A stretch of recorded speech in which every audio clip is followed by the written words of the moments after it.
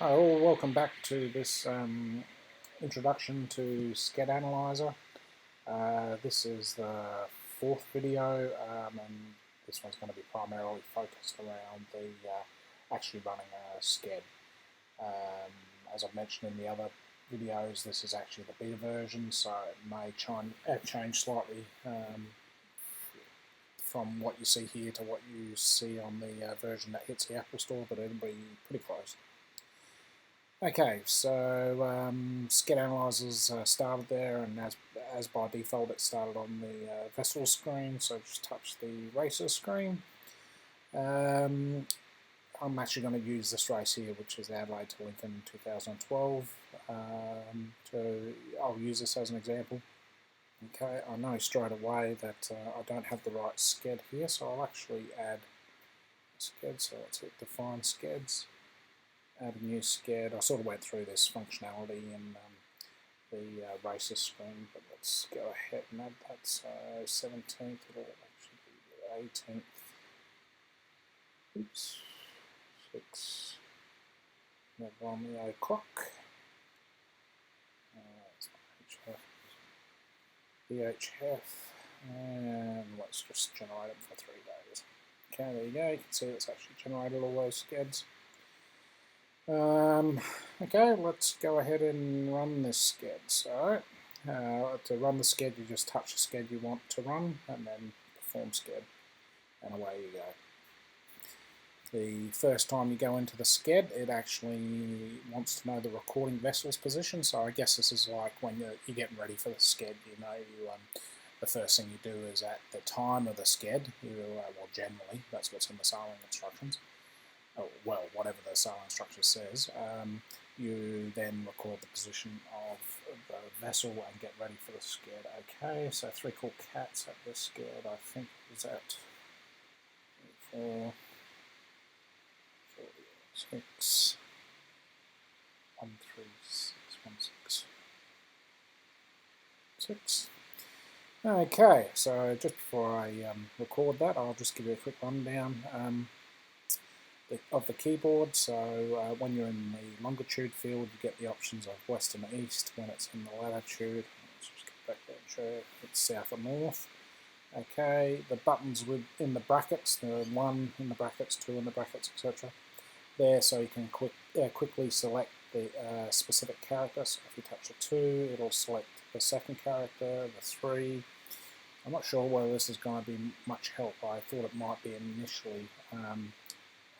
Originally thought it'd be a help, so that you didn't have to fiddle around trying to get the cursor in the right spot. You can just go and select the character and overtype it. I'll wait and see what sort of feedback we get on it. And the 3 dots with a square bracket selects the whole thing. The funny little key over on the right is actually a backspace. I'll smarten up the symbol on that at some later time, but that's what it'll be in beta version. Okay, so to record the position, you can either touch record position in the top right hand corner of the dialog box, or you can touch the next key on the keyboard. So I'll just use next. And you can see it plots the position of the vessel on the chart and on the top there. Just quickly on the screen here, you can see it's got the sked name up the top and what channel it's meant to be on, assuming that you've recorded the right channel. Some other things of interest down the left hand side is the list of the vessels in the sked. The only vessels listed in that list are vessels that are still sailing. So if you've marked the vessel as retired in port or disqualified in port, then they shouldn't be in that list. Okay, some other things, the little RV, etc., just above the 3 cool cats label, right down towards the bottom of the screen, that's the recording vessel's position. That's just so you can that gives you a heads up to what you recorded. Okay, the blank yellow screen in the center there, that that'll become apparent shortly for what its purpose is. Okay, so let's go ahead and kick off the sked. To get the keyboard up, just touch in, well, I'll pick the longitude field, and up pops the keyboard again, same as the one that we saw before. As Three Cool Cats was the recording vessel, that is the position that we originally recorded, so we'd be first in the sked, and we'd just call off that position, and then we'd roll on to the next one, which is Aiken in this case. So you can go ahead and record the vessel there. So where was 6? 607. And once again, to record that position, you can just touch the next button. Okay, and you can see it goes ahead and plots the position of the other vessel. The recording vessel's position is always in the center of the rings, and I think the color is purple. I'm a bit colorblind, but I'm pretty sure that's purple. Okay, you can see it in the what was a blank yellow block in the center of the screen. It now has recorded Aiken's details. DR is for distance remaining. It's all in nautical miles. DC is distance covered, so that's how far they've actually gone along the course. So that's not how far they've sailed. Essentially, these DRs and DCs are brought back to the closest point on the room line. Sorry, on the course, and then their position is calculated from there. Their relative position along the course is calculated. Okay, bearing is from the recording vessel, so they're due west, and the distance is 7.41 nautical miles. Okay, so that gives you a bit of a feel for how you go ahead and enter some of the details. So just some other features. What you can do is if a vessel interrupts, so they call in over the top of the sked and start rattling off their position, as much as they shouldn't do it. Quite often boats do it. So I've catered for that. So let's just say Bacardi called in over the top. So you just go ahead and touch Bacardi in the list, and then you can see you've got this interrupted option. So you hit the interrupted option and it jumps to Bacardi. And let's just, I'm not sure I've got the exact position here, but let's just say 34, 58, 13629. Okay, and you can record their position. And you can see as soon as you record their position, it jumps back into the correct order of the sked. So you don't have to worry once, if a vessel interrupts about figuring out where you were in the sked, it just hops straight back to the right vessel that was meant to be called next in the sked. And you can just go ahead and continue entering in the vessels. 2, 3, 7.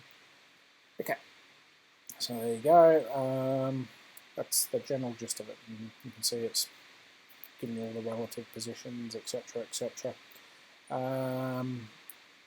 Okay, I think that's probably about it. What I'll do now is I'll actually jump to... I've already run this whole sked and put it into another copy of this race, so we can use that to go and do some analysis. Okay, so to get out of this screen, just touch anywhere on the blue background, preferably not on the chart, so let's just touch down to another planet, and then you can see the done button down the bottom, touch that. Okay, and that's taken us back to the race. I'll leave this race alone for now because we didn't complete that sked. So what I've actually done is I've created a copy of the 2012 race, which actually has that sked completed. So if I do the same sort of thing, perform sked, and there you go. Yeah, you can see here it's got all the details of all the vessels and where they are relative to the recording vessel, which I think was 3 Cool Cats. Yeah, 3 Cool Cats. There you go. Okay, so that's sorted that out. What I'll do now is, let's just say we finish the sked, and at the end they announce the time that vessel's finished. So what we can do is, I know that 3 Cool Cats finished at 4:18. Okay. 3 Cool Cats, I think Secret Men's Business wasn't far behind them. 4, I think it was 36. 6. Done, so they've been recorded as finished. Okay, so that's that. So we'll go back to the race screen again. Let's just make sure that they showed up as finished. Day 2. This is going to, I actually haven't set the start time, but this will actually highlight another feature, so I won't set it just yet. Okay, so now that we've gone through and done that, let's hit the standings button down the bottom, and you can see there everything's come up as unknown because we actually haven't selected a specific sked. So what we can do is select the sked, and you must set the meet start date to use this functionality. It obviously needs a start date to do calculations around where people are in the race on corrected time. Okay, so let's go back and set the start time for the race, which is 3 PM. This minute, Friday, yes, that's right, done. Okay, so let's go back and run the standings onto the standings screen again. Okay, so in the standing screens, and now we'll select that sked again, and hopefully this time it'll calculate it. Okay, checking away. Okay, and there you go. So these are the positions as of that point in the race. So you've got to remember this is only indication of the position, because obviously you know, the rest of the race is still yet to be run, and depending on winds and currents, etc., you know, things could change significantly, but still it gives you a bit of a feel for where you're up to. So you can see here Scarlet Runner is actually first on IRC, Secret Men's Business is second. I think that's actually what they ended up on IRC as well. So MPR is no position report, so there is a handicap value associated with Lucette, let's say, but we couldn't find a position report at the 605 sked, so we can't calculate where they are. So that just gives you an indication that they may actually be in a, indicates that we can't calculate their position. That's probably the best way to put it. Okay, you can see all the other handicaps there as well for Division 2, IRC and PHS Division 1, etc. Yeah, so that gives you a bit of a feel. This screen will probably change a little bit between now and the one that's released on the Apple Store. Some of the things I'm intending on doing is putting some information relative to the recording vessel.